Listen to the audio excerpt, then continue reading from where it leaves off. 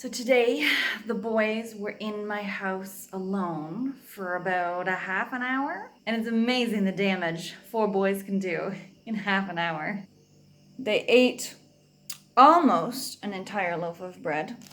Somehow, they found maple syrup, and I don't know where the maple syrup came from, but it has definitely attracted the ants to the house. They're like pouring in through the window. I expect to have an entire colony in here by morning. I got some chocolate. Ew.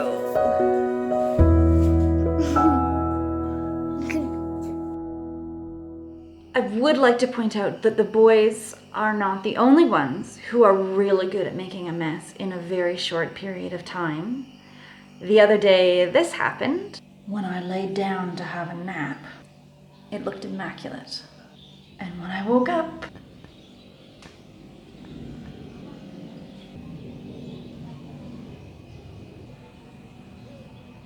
the milk is on the counter.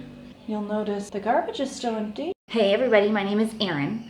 I run an unschool in Ontario, Canada, but right now my girls and I are in Uganda teaching unschooling here. A week or two ago, I made a video about what unschooling looks like. And I don't want to give away the ending or anything, but in a word, it's messy. Unschooling is very messy. So I had someone ask me, how do you cope with how messy unschooling is? And I thought that was a really good question. And I thought about it for a really long time. And I don't really have any nice, easy, happy answers for you. It's something that I struggle with every day. Here in Uganda, I have this really fantastic advantage, which is there's loads of staff here. There are people who clean. Somebody made my beds. There are people who cook. There are people who do the laundry. There are people who do the dishes. And even with all of this help, I still feel like I spend my entire life cleaning. So I just want to say to you parents at home who don't have staff, it's okay for you to be overwhelmed. Because even when there's a whole team of us trying to clean up after these 6 children, we still are constantly cleaning. The floor is still wet from cleaning. But look at how much dirt is on it already. So have some compassion for yourself. I always feel weird giving out parenting advice because people seem to think that you should be the perfect parent to give out parenting advice. I am far from the perfect parent. I know what to do. It's the actually doing it, which is the hard part. So I can tell you the best approach, but it's not something that I get right every single time, and it's not something that you will get right every single time. Which kind of brings me to one of the points that I really want to talk about, and that is you need to have self-compassion. You are not a bad parent if you make mistakes. Making mistakes does not make you a bad parent. There is no such thing as a good parent or a bad parent. The way that people talk about parenting is as if you're like born either good or bad at parenting, which is wrong. It's wrong. It's just like every single other thing on the planet. The more you practice and the harder you work at it, the better you get. But everybody makes mistakes. And so you need to forgive yourself when you make mistakes. You are just a person trying your hardest with what you've been given. What you've been given by the parents who raised you, what you've been given by the world that you grew up in, what you've been given by the nature of your specific children. You're doing your best. So be kind to yourself when you make mistakes. So how do you cope with the anxiety around mess? I would say, just like every single other thing, number 1, breathe.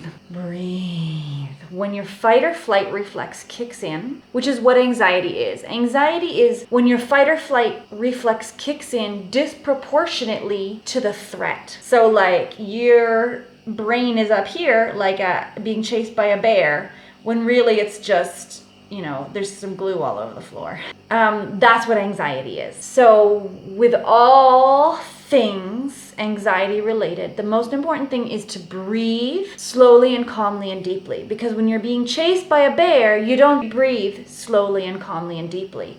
So if you breathe, your body starts to go, oh, maybe there isn't a bear after all. Number one piece of advice I can give you. The second thing is you need to watch about your self-talk, the conversation that happens in your head. Sometimes that conversation happens without you even knowing that it's happening. The more you listen for it, the better you get at hearing it. And when you hear it, you need to correct it. So a lot of the time, my voice in the back of my head is catastrophizing. It's thinking about, they're going to make this mess and they're going to do this and then I'm going to have to do this and then the ants are going to come in and everybody's going to get bitten by ants and we're going to be completely overrun. My mind starts to jump ahead of itself. And I start to think of all the worst case things. I start to think of the destructiveness of what they're doing. So what you need to try and do is stop that, and instead of focusing on the mess, focuses on the learning. So they're learning how to make their own food. They're learning how to cut with scissors. They're learning how to use glue. They're learning how to experiment with art. Focus on the learning rather than the disaster. Oftentimes, the self-talk that's going around in my head is, I'm taking it personally. I see their mess as a personal attack on me. I just cleaned this and now I'm gonna have to clean it again. They're so selfish that they're always making messes and expecting me to clean it up. They're not. They're not even thinking about me. They're just completely absorbed in the activity that they're doing. They're completely absorbed in the experience that they're having and the thing that they're learning. So stop taking it personally. That's not to say they shouldn't take responsibility for their own messes. It's just to say don't take it personal. It's not a personal attack on you. They're not trying to ruin your life. They're just doing their thing. I get really triggered by the mess, absolutely. And it's okay to be triggered by the mess because you are the one that ends up cleaning it up 95% of the time. You are the one that just cleaned the house 95% of the time. It's your stuff that they're ruining. It's stuff that you bought and that you paid for, that they're cutting into little pieces, that they're covering in glue, that they're wrinkling up. Craft supplies, I feel like I spent half my life trying to preserve craft supplies because they go through it so quickly. And I don't want to be like the glue dictator, but at the same time, if I just give them free reign of the glue, we'd go through $100 worth of glue in a week. I swear to you, it's ridiculous how much glue they use. What I'm trying to do as they get older is involve them more in the process. I don't want the responsibility of being glue dictator. I want them to be aware that glue is a finite resource, that the craft supplies cost money, and I can't provide an endless supply of crafting goods. So what I would really like to do is introduce like a craft budget and say to the kids, this is how much money we have for the month. We can go for a shop, and then when it runs out, and they just have to make do.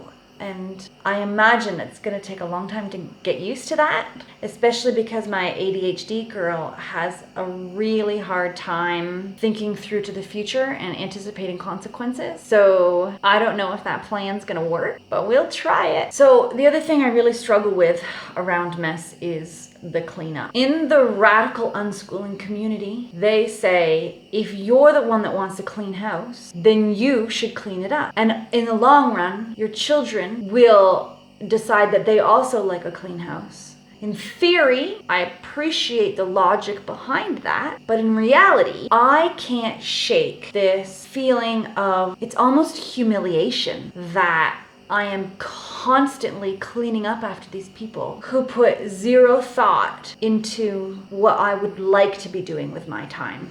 I don't want to spend my entire life cleaning up after them. I have my own hobbies. I have my own stuff I want to do.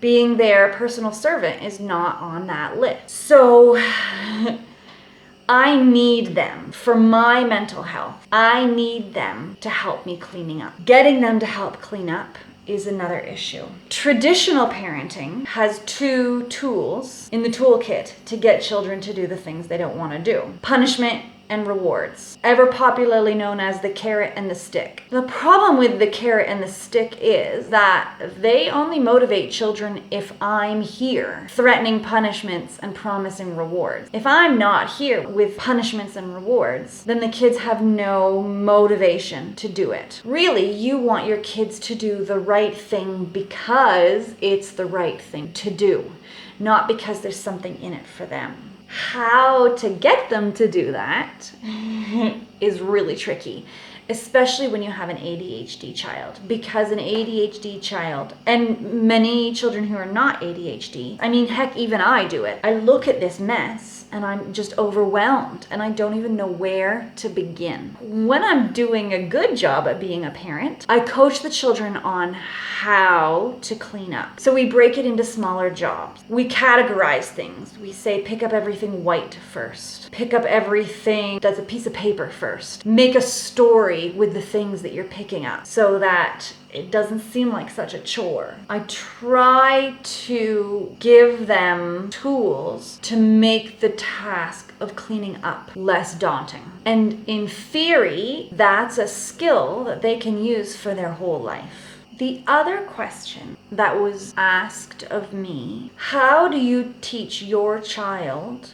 skills that you struggle with yourself? Which is an excellent question. For myself, there are two great examples. One is pain. I struggle a lot with pain. The other one is bedtime. I am a lifelong insomnia sufferer. When it comes to pain, I have really worked hard at managing pain. I've got a lot of tools in my toolkit.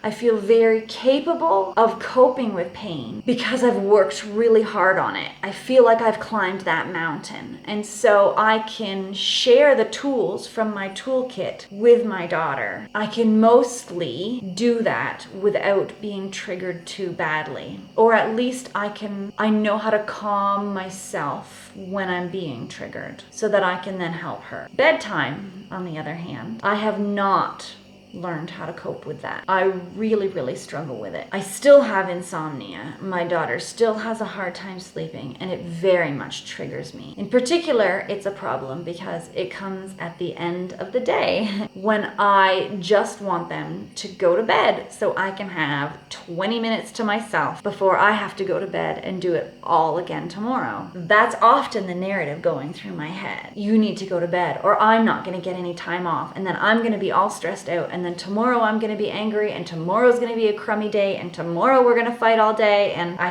catastrophize. So you have to watch what you're saying to yourself. And this is where, again, it comes to the self-compassion. If you can be compassionate with yourself over the things that you're struggling with, then you will find it easier to be compassionate with your child over the things that they are struggling with. One of the most important things to know as a parent is the way that you talk to yourself is the way that you talk to your child. And the way that you talk to your child is the way that they will speak to themselves. And the way that they speak to themselves is the way that they will speak to other people. So it's really important for you to break that cycle because your kid's not going to be able to do it. Maybe they will when they're older, but wouldn't it be nice to give them the gift of compassionate self-talk by mastering that gift yourself? So this is, I think, the number one thing that you need to practice if you want to handle unschooling. The number one survival guide tip is listen to how you speak to yourself and try and change that narrative from a negative one to a positive one, from a critical one to an empathetic one, from a defensive one to a compassionate one. The last thing I want to say is that oftentimes when we as parents are struggling with something, we forget that we can talk about the problem with our kid, and maybe they can help us come up with a solution. That is not how previous generations did things. The adults are the problem solvers. You know, the adults identify the problem, the adults develop the solution, the adults implement the solution from above. And I often forget that when I have a problem, I can just talk to my kid about it. A fantastic example is that my ADHD girl has social anxiety and separation anxiety. So being away from me gives her anxiety. My anxiety is triggered by not having enough personal space. What makes her anxiety better makes my anxiety worse. And I've been really struggling with trying to create space for my own health without making it detrimental to her health. And I've been rolling this around in my head ever since we got to Africa, trying to think of how to handle this. And then the other day, I actually sat down with Bethany and talked to her about this. I said, this is your anxiety and this is my anxiety. And somehow we have to find a way to balance these two problems. And she said, okay, well, let's work on that. And she said what she needed, and I said what I needed, and we came up with a bit of a plan, just like that. So she's developing communication skills, she's developing self-awareness, she's developing empathy for me and my problems, she's developing problem-solving skills. Suddenly, so many fantastic learning opportunities arose just because I came to her with my problem instead of thinking that it was my problem alone to solve. So that's pretty much it for that topic. I really enjoyed the challenge of someone asking me a specific question and trying to think through, what do I do? How do I manage that? What is the best way to approach it? So please, if you have things that you're struggling with and would like my perspective on it, put it in the comments below. I would really love to hear from you. I think that's about it. Thank you very much for joining us. We'll see you next time.